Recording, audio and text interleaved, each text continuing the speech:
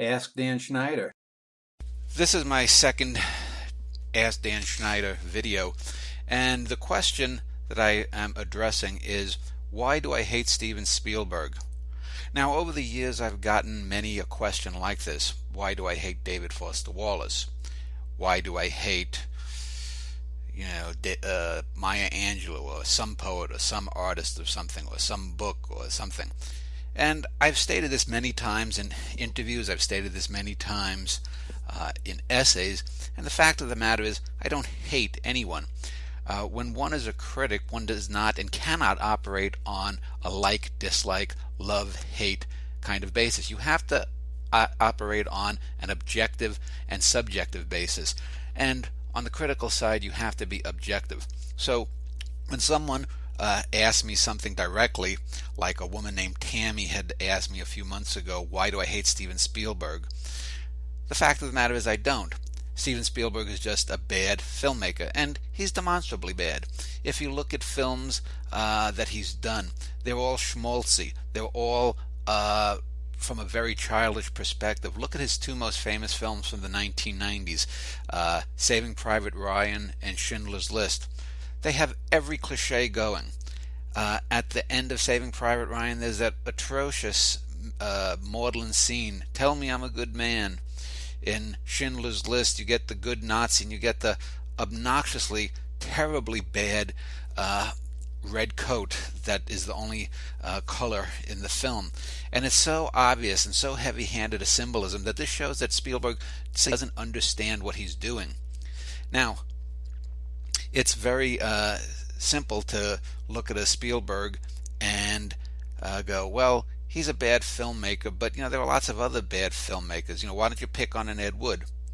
Well, the fact of the matter is, an Ed Wood is not pretentious.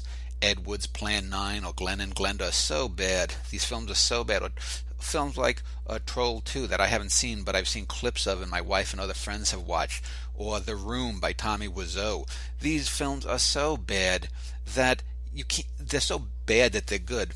A Steven Spielberg film is bad, but really bad. If you look at his best films, early films like the one he did, I forget the name of the telemovie that he did in the early 70s about a truck driver. It was a sort of Twilight Zone-like episode, and there was also Jaws and Close Encounters of the First Kind that had some spark to them. They even had, at some level, some good cinematography. And Spielberg is a good cinematographer. He's got a good cinematographic eye, just like Spike Lee. But he's full of schmaltz. You look at those films that I mentioned from the 80s and 90s, they're all from a childish kind of perspective. In that way, he's very similar to Tim Burton, in that he's very childish, in that Tim Burton way.